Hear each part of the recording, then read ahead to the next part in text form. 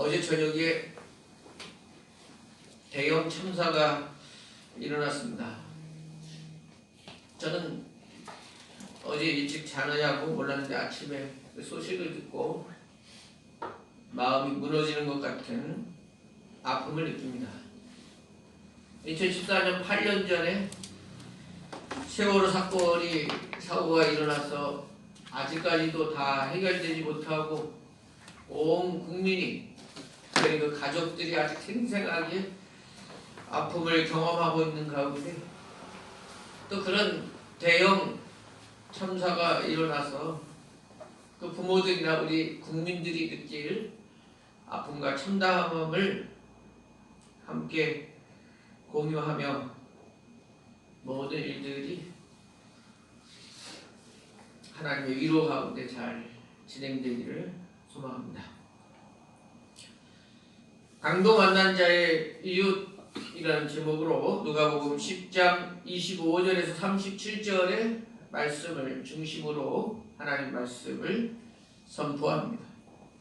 오늘 말씀에 한 젊은 율법 교사가 예수님을 찾아와서 시험하는데 질문을 뭐라고 하냐면, 선생님, 내가 무엇을 하여야 영생을 얻으리까? 25절에 이렇게 말해요. 이 사람은 직업이 율법 교사예요. 율법에 대해서 아주 능통한 사람인데 예수님께 묻고 있는 게 정말 몰라서 묻는 게 아니에요. 시험하려고 하는 거예요. 또 예수님께서 아니 율법에 무엇이라 기록되어 있는데 이렇게 말씀하시니까 그가 27절에 아주 정답을 말했어요. 뭐 그 말씀 읽지 않아도 한마디로 하나님을 사랑하고 내 이웃을 사랑하라 하는 말씀 아니겠습니까? 요약을 아주 잘했어요. 예수님도 옳다 인정하시면서 그러면 내가 가서 그것을 행하라. 그러면 내가 살리라. 정답을 바로 말했으니 이를 실천하며 살아라. 그런데 문제는 뭐냐면 그 이웃이 누구인데요? 29절에 보면 그 사람이 자기를 옳게 보이려고 예수께 여짜오되 그러면 내 이웃이 누구니까? 다시 예수님께 질문했어요. 자, 이웃을 어떻게 생각하고 있냐? 이 율법 교사는 지금 이웃을 어떻게 생각하고 있느냐? 우리 같은 유대인 동족, 신앙을 같이 갖고 있는 유대교를 믿는 동지들, 또 정치적으로 같은 뜻을 가지고 있는 나와 같은 생각, 같은 민족, 같은 핏줄 가지고 있는 이웃이 이웃 아니겠습니까? 그 생각을 가지고 예수님께 물어보고 있는데 예수님은 내가 가지고 있는 그 이웃이라는 개념 가지고는 안 된다. 그 이웃이라고 하는 걸 더 넓게 생각해야 된다. 이런 말씀을 하시려고 오늘 30절 이하에 보면 여리고 가는 길에 강도 만난 사람의 그 예화를 비유를 들면서 이웃의 그 개념을 더 확장시키고 계신 거예요. 자, 오늘 본문에 예수님이 말씀하신 그 예화 비유에 대해서 생각해 볼게요. 30절에 어떤 사람이 예루살렘에서 여리고로 내려가다가 강도를 만났다. 강도는 그 사람의 옷을 벗기고 거의 일어설 수 없을 정도로 때려서 죽을 지경에 이르게 되었다. 야, 여기서 예루살렘에서 여리고로 내려간다 하는 표현을 우리는 생각할 때 예루살렘이 수도니까 유대의 성전이고 수도니까 여리고로 내려갔겠구나. 쉽게 말하면 우리가 서울에서 지방으로 내려간다. 부산으로 내려간다. 꼭 남쪽 지방으로 내려가는 것만 내려가는 것이 아니고 뭐 옆쪽으로 가도 위쪽으로 가도 서울에서 벗어나면 내려간다. 이런 표현을 많이 쓰니까 예루살렘에서 여리고로 내려간다는 표현을 썼나 보다. 근데 그게 아니에요. 정말 지형적으로 예루살렘에서 여리고까지는 완전 내려가는 길이라 하는 거예요. 여러분, 이 예루살렘은 산 꼭대기 있어요. 해발 900m 높은 곳에 있어요. 그래서 가나안 시대에 여호수아가 이제 가나안을 정복해서 들어와가지고 다른 곳은 다 평정하고 점령했는데 예루살렘 성은 끝내 점령을 못하는 거예요. 왜? 그것은 여부수 족속이 살면서 얼마나 산지가 험한지 말이에요. 초롱성 같은 곳에서 어떻게 올라갈 수가 없고 들어갈 수가 없어요. 그래서 장장 몇백 년 동안 언제 예루살렘 성이 함락됐느냐? 누가 함락시켰느냐? 성경에 보니까 다윗이 왕이 되어서 예루살렘 성을 함락시킨단 말이에요. 그래서 다윗성이라고 부르기도 하는 거예요. 그만큼 얼마나 이 높은 곳에서 아주 절벽에 해발 900m가 예루살렘에 있는 것이란 말이에요. 근데 이 여리고는 그에 비해서 어떤 지역이 있느냐? 해발, 해수면 300m 밑에 있어요. 아주 이 평지보다도 300m 내려가 있는 거죠. 그러니까 계산해보면 어떻게 돼요? 예루살렘에서 여리고까지 높이가 얼마 차이 나냐면 900에서 마이너스 300, 1100m. 높이가 1100m야. 예루살렘에서 여리고까지 가는 길에는 27km 거리인데 27km 동안에 1100m를 내려가야 되는 거예요. 그게 내려간다는 말이 맞죠. 내려간다는 말이 맞죠. 근데 내려가는 길에 이렇게 주로 절벽이 있고 뭐 이렇게 험한 바위가 있고 그래가지고 길이 많지가 않아요. 길이 한두 개밖에 없어. 내려가는 길이 뻔해. 그러니까 그곳에서 동물도 많고 산악지대고 그러니까 강도가 많네. 산적이 많네. 내려가는 길이 뻔하니까 거기에 탁 숨어 있다가 내려가는 이 여행객이나 이런 사람들, 장사치 이런 사람들을 습격하는 거야, 오늘처럼. 그래서 강도 많은 사람들이 실제로 많았습니다, 예수님 당시.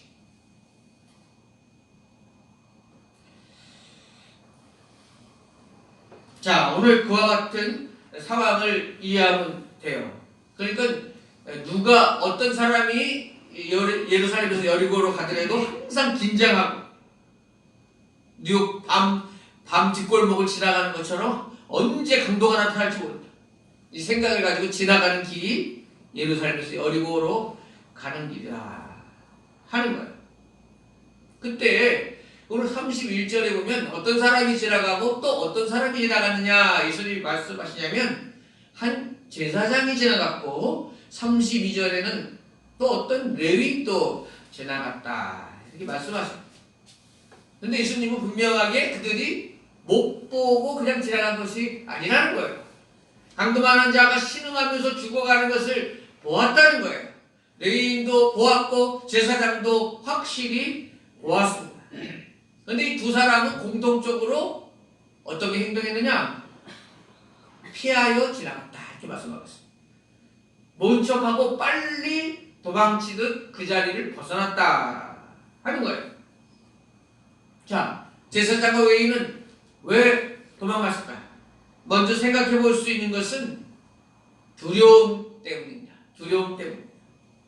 아까 말씀드렸던 것처럼 강도들이 이렇게 사람을 거반 죽게 만들어 놓고 미끼처럼 다른 사람이 이렇게 도와주면 그때에 와 덮쳐가지고 또 강도짓을 하는 경우가 왕왕 있었단 말이에요. 그러니까 이 제사장과 레위인은 어떤 생각을 하냐면 어디 주위에서 지금 또 산적들이 숨어가지고 이 기회에 나를 덮치려고 하는 거구나. 그런 두려움이 엄습하니까 에라 모르겠다고 도망가는 일이 그게 첫 번째 이유가 됐다는 거예요. 근데 제사장과 레위인은 기본적인 사명이 뭐냐면 어려운 백성들을 도와야 하는 의미가 있는 거예요. 나병에 걸렸다든지 또 여러 이 약한 사람들을 구호품을 나눠주고 하는 게 레위인이나 제사장들이 해야 될 직무였단 말이죠. 레위기 19장 34절에 보면 너희 레위인에게 이렇게 말하고 있어요. 너희와 함께 있는 거류민을 너희 중에서 나은 자같이 여기며 자기같이 사랑하라. 너희도 애굽 땅에서 거류민이 되었느니라. 나그네와 나그네와 이렇게 어려움을 당한 사람들을 솔선수범해서 도와줘야 될 직분자들이 제사장과 레위인입니다. 근데 그들은 두려웠습니다. 빨리 그곳을 벗어나고 싶어서 도망쳤습니다. 여러분, 우리 기독교가 이렇게 지금 이 시대에 기독교가 많이 약해졌지만 이렇게 부흥하고 전 세계적으로 기독교가 흥할 수 있었던 것은 바로 우리 믿음의 선조들이 이렇게 희생하고 사랑을 베풀며 이때껏 지켜왔기 때문입니다. AD 361년, 그때는 AD 313년이 로마가 기독교에 항복하고 기독교로 공인한 게 313년이에요. 콘티네스 말이 안 나온다. 여하튼 그런데 361년 로마 황제가 된 율리어스는 로마가 기독교 공식 국가가 된 게 마음에 안 들었어. 그래서 다시금 이교도, 자기가 믿던 이교도 신앙을 부흥시키려고 애를 썼어요. 그가 다른 이교도 사제에게 보낸 그 편지가 지금 발견됐는데 뭐라고 써있냐면 이렇게 써있어요. 불경한 갈릴리 사람, 그리스도인들이죠. 불경한 갈릴리 사람들은 그들 중에 가난한 사람들만이 아니라 우리 중에 가난한 사람들까지 돕는데 우리 백성은 동족한테도 도움을 받지 못하는 형편이니 참 부끄러운 일이다. 우리 이교도들은 이게 사랑을 전하지 못하는, 너무 부끄럽다. 기독교가 공식 인정받기까지 기독인들이 헌신적으로 노예이든지 또 나그네이든지 약한 사람들을 헌신적으로 사랑했기 때문에 기독교가 로마를 이길 수 있었다 하는 거예요. 여러분들이 아시다시피 로마 시대는 향락과 술 취함과 방탕함이 만연한 시대였어요. 그러다 보니까 이렇게 음란한 짓을 많이 하다가 여성들이 원치 않는 임신을 하는 경우가 많았어요. 그러니까 아기를 낳게 되면은 뒷골목이나 이 으슥한 곳에 많이들 버렸어요. 아비가 확실하지 않으니까 이 로마 여인들이 많이 그런 일을 행했단 말이에요. 그때에 우리 그리스도인들이 그 버려진 아이들을 다 데려다가 먹이고 입히고 사랑으로 보살핀 것입니다. 로마 초기에 이제 이 코로나와 같은 팬데믹, 그 대유행 전염병이 일어났을 때 로마 사람들은 자기 가족도 전염병 걸리면 두고서 도망쳤어요. 갖다 버렸어요. 그럼에도 불구하고 이 기독교인들은 끝까지 남아서 그들을 보살폈어요. 그러니까 이긴 거예요. 사랑으로 로마를 점령한 거예요. 아멘. 오늘 종교개혁주의죠. 오늘 종교개혁주의에 루터와 칼빈이라고 하는데 요즘은 깔뱅이라고 많이 말하는데, 루터가 이렇게 말했어요. 지역에 전염병이 심하게 번지면 코로나 같은 전염병이, 그 당시 패스트 같은 거 많이 번졌죠. 성도들이요, 도망가십시오. 피난하는 것이 맞습니다. 그런데 교육자들, 사제들, 목사들은 남으십시오. 목사들은 끝까지 그들을 보살피십시오. 죽는 한이 있다 할지라도 도망치지 마십시오.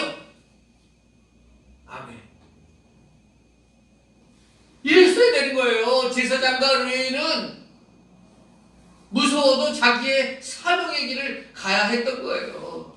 그게 죽어가는 사람을 두고 도망쳐서는 안 되는 자리였던 거예요.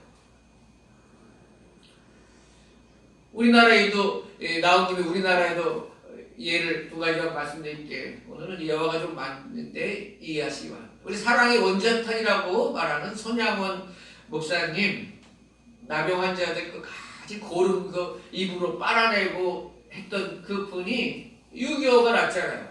6.25 나갔고 우리 전라도 지역은 다 점령당했었잖아요. 공산군에 의해서 다 점령당해서 이제 여수 지역까지 공산들이 쳐들어왔을 때 성도들이 이렇게 말해요. 아유 목사님 그 공산당이 목사님을 제일 싫어해요. 목사님은 빨리 배를 타고 저 경상도 지역으로 피난 가세요. 우리 뭐 문둥이들이야 뭐 그 공산당들이 뭐 어떻게 하겠어요. 목사님은 안 됩니다. 먼저 막 배를 태웠어요. 그리고 이제 출발하려고 하는데 목사님은 안 계신 거야. 나중에 보니까 목사님이 뒤로 내려가지고 다시 거기 와 있어. 아니 목사님 왜 여기 와 계세요? 내가 내 양들을 두고 어디로 가겠습니까? 저는 끝까지 여기 남겠습니다. 그래서 남은 거예요. 얼마든지 도망갈 수 있는 기회와 시간이 있었음에도 순영 모습에 남았잖아요. 어떻게 됐어요? 끝내 공산당에 의해서 총살당해서 돌아가셨죠.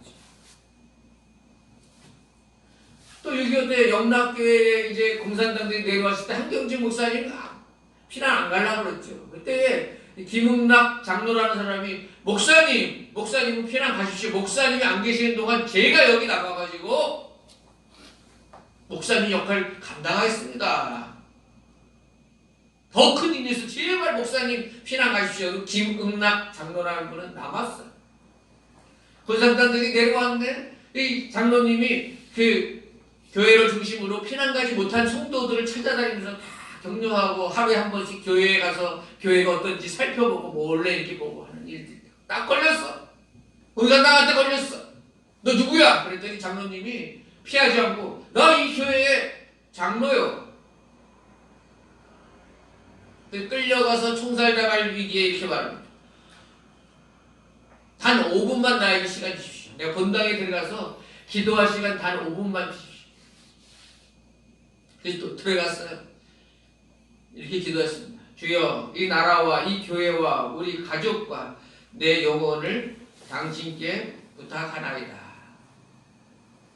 그리고 나와서 총살당했어요. 여러분 우리 믿음의 조상들이 이런 믿음과 자세로 교회를 지켜왔고 복음을 전파해 온 것입니다. 그래서 교회가 이렇게 부흥할 수 있었던 것입니다. 근데 지금 시대에 이 교회가 점점 쇠퇴하고 쪼그라들고 약해지는 것, 더 이상 이런 자기를 희생하고 자기를 내어놓고 정말 사랑의 사람들이 없어지고 약해지기 때문에 교회가 힘을 잃는 것입니다. 중요한 교회 지도자들이 말량한 돈 몇 푼 때문에 교회가 두동강나게 하고 탐욕 때문에 교회에 큰 시험에 들게 하는 그런 무서운 일을 저지르고도 회개할 줄 모르는 그런 직분자들이 많았기 때문에 이 세상이 더 어려워진 거예요. 어제도 대형 참사를 보며 우리 교회가 하나님 앞에 회개해야 됩니다. 순수성을 회복해야 됩니다. 이제 하나님 앞에 정말 우리의 잘못을 회개하고 하나님을 경외하고 하나님 앞에 거룩한 두려움을 가질 수 있어야 하는 것입니다. 내가 이제 곧 하나님 앞에 설 텐데 하나님께서 나에게 벌거벗은 모습으로 서게 될 텐데 하나님은 나를 보시고 뭐라고 평가하실까? 자기를 점검하고 철저하게 주의 원하시는 길을 걸어가는 우리가 되어야 합니다. 다시 본문으로 돌아와서 이 제사장과 레위인이 피해간 것은 두려움도 있지만 또 하나는 종교적인 이유 때문에도 그렇습니다. 만약 사람들이 죽었나 하고 만졌는데 죽어 있으면 당시 제사장들은 죽은 시체를 이렇게 만지면 일주일 동안 아무 일도 못하고 격리돼야 되는 부정함입니다. 그러니까 이런 생각을 할 수 있다는 거죠. 제사장과 레위인이 아유 이거 죽었을지 몰라. 괜히 만졌다가 일이 어렵게 되고 내가 가서 해야 될 제사라든지 뭐 업무가 지장이 많을 수 있겠어? 이런 업무적인 생각 때문에 그 사람을 나몰라 하고 갈 수 있었다는 거예요. 그러니까 얼마든지 이 사람은 가서 자기 변명하고 합리할 수 있어요. 아유, 내가 도와줄 수도 있었지만 그러면 더 큰 일을 못하잖아요. 제사의 일을 못하잖아요. 예배를 감당하지 못하잖아요. 이렇게 말할 수 있어요. 우리들도 이렇게 말할 수 있어요.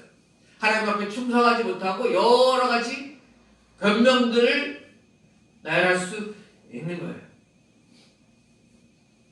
그런데 사무엘상 15장 22절의 말씀처럼 순종이 제사보다 낫다, 이런 말씀을 기억해야 하는 것입니다. 오늘 제사장과 레위인을 통해서 다른 사람들의 그 아픔과 필요에 눈을 감고 스스로 편리한 안일한 길을 가는 사람들을 결코 우리 주님은 칭찬하지 않으십니다. 그러면 예수님은 우리는 어떤 사람이 되어야 되느냐? 오늘 사마리아 사람을 얘기해요. 그 제사장과 대조되는 사마리아 사람은 어떤 사람이 아주 헌신적으로 도와주고 희생하는 그 사람이에요. 33절에 사마리아 사람이 강도받는 사람을 보고 어떻게 그를 보고 불쌍히 여겨 그랬습니다. 여러분, 사마리아 사람에게는 레위인과 제사장이 없는 마음이 있었는데 불쌍히 여기는 마음이 있어요. 불쌍히 여기는 마음이 있었어요. 사마리아 사람이 볼 때는 어떤 사람이냐? 유대인은 어떤 사람이냐? 대적이에요, 대적이에요. 원수야. 예수님 당시에 유대인들은 사마리아 사람들을 아주 개 취급하고 말이에요. 사람 취급 안 했어요. 예수님 요한복음 사람 잘 알잖아요. 유대인들이 그 가로질러 갈 수 있는데도 삥 돌아다녔잖아요. 아이고, 지저분한 땅, 사마리아 사람들이 사는 땅, 내가 들어가지도 않는다. 더러워서 못 들어간다. 말도 안 하는, 말도 서로 안 하는. 그럼 사마리아 사람들이 얼마나 억울하고, 사마리아 사람이 이 강도받는 사람이 유대인인 걸 따라 알면, 아이고, 그 유대인 잘됐다, 원수 같은 놈. 좋다. 이렇게 말할 수 있는 처지란 말이에요. 사마리아 사람들은 도와줄 여건이 안 된 거예요. 그런데 오늘 사마리아 사람은 원수 같은 유대인을 어떻게 했어요? 가가지고 자기가 가지고 있는 포도주와 기름을 상처에 붓고 싸매고 자기 짐승에 태워서 주막에 들어오고 주막에서 잘 돌봐주라고, 난 지금 급한데 갔다 오는 동안에 돈이 더 들었으면 그것까지 다 해주겠다 그러고. 야, 이건 누구에게 하는 거예요? 자기 동족이 아니고 자기 식구, 자기 가족에게나 할 수 있는 그 사랑을 사마리아 사람은 지금 행하고 있다는 거예요. 근데 예수님은 뭐라 그러냐? 율법교사에게 가서 너도 이와 같이 하라. 마지막에 이 예와 드시고 가서 너도 이와 같이 하라. 너도 이런 마음을 가지고 살아라. 오늘 우리에게도 이렇게 말씀하시는 거예요. 가서 너도 이와 같이 하라. 여러분, 우리 어떤 생각을 가지고 있어요? 가난한 사람을 돕고 약한 사람을 돕거나 하면은 뭐라고 생각하냐면, 아이고, 저거 맨날 술 퍼먹고 이렇게 노름하고 딴짓거리 하니까 못 살게 된 거야. 저기 정당에 안 도와줘도 돼. 우리 이렇게 말하시는 거야. 해외에서 뭐 여러 어려움을 당한다고 아프리카 사람들 뭐 도와줘야 된다 그러면, 아이고, 그거 도와주면 그 중간에 아주 못되게 빼먹는 사람들이 많아. 그래서 우리가 도와준 게 제대로 전달되는지 의심스러워. 나 못해. 얼마나 우리는 이런저런 이유를 대면서 도움의 손길을 거부하는지 몰라요. 아니, 그 나라가 할 일이지 왜 우리가 해야 돼? 뭐 갖다 붙이려면 이유들이 하도 많아요. 근데 예수님은 우리에게 그래, 내가 말하는 이유가 합당하다 이렇게 말하지 않아요. 우리가 온 세상에 어떤 사람을 다 책임지고 도와줄 수 없지만 예수님은 우리에게 말씀하는 게 뭐냐면, 내 이웃이 그렇게 아파하고 할 때에 너도 사마리아처럼 불쌍히 여기는 마음, 함께하고자 하는 마음, 그 마음을 가지고 살아야 한다는 거예요. 사마리아 사람같이 불쌍한 여기 마음을 가지고 사는 사람과 아유 나 몰라라 이놈들 잘됐다 흥청망청 쓰더니 잘됐다 이렇게 생각하는 마음과는 천지 차이가 있는 거예요. 그 우리 주변에 아픈 사람들 힘든 사람들이 있는 거 그거에 대해서 우리는 무관심하면서 그냥 우리가 그냥 형통하게 된 거 잘 되게 된 거 그냥 감사합니다.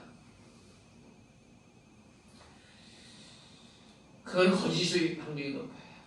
청파감리교회 김기성 목사님이 책임을 이렇게 써있다. 우리 구체적인 일상을 통해 하나님의 현존을 드러내지 못하는 경건을 공부할 뿐이다. 우리가 막 찾아가서 할 수는 없지만 우리에게 들려오는 소식을 들으면 거기에서 어떻게 동참할까? 어떻게 동참할까? 아멘?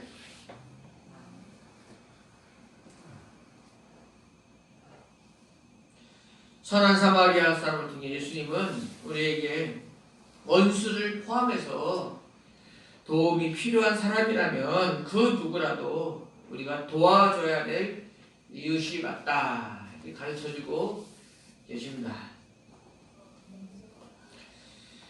우리 주위에 쓰러져 있는 많은 사람들이 있어요. 그 뭐 영적인 문제 때문에 쓰러지기도 하고 육체적인 건강 때문에 쓰러지기도 하고 여러 모양으로 심신이 약해서 쓰러져 있는 사람들이 있어요.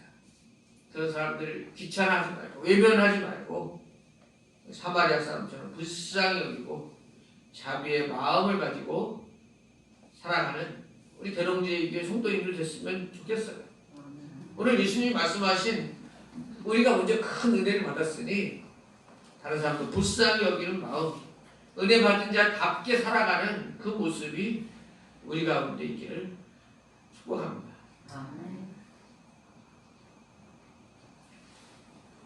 유명한 조나단 에드워즈가 말한 18세기 경건 이렇게 말했어요. 우리는 감사할 줄 모르는 사람들과 악인들에게 특히 친절해야 된다. 그것이 그 해를 악인과 선인에게 비추시며 비를 의로운 자와 불의한 자에게 내려주시는 하늘 아버지의 본을 따르는 것입니다. 우리는 우리에게 친절한 사람들뿐 아니라 우리를 미워하고 악의적으로 이용하려는 사람들에게도 친절해야 할 의무가 있습니다. 그리고 하나님이 반역자들에게도 자비를 베푸셔서 그들을 책임있고 온전한 존재로 바꿔주실 것입니다. 그 사실을 기억합시다. 네, 오늘 말씀을 마칩니다. 우리 자신을 돌아보고 너무 속 좁은 편견에 이기적인 모습에서 살아왔다는 그 마음의 지경을 더 넓히고 마음을 확장하고 선한 사마리아처럼 불쌍히 여길 수 있는 마음, 자비의 사람 모두 될 수 있기를 축복합니다. 주신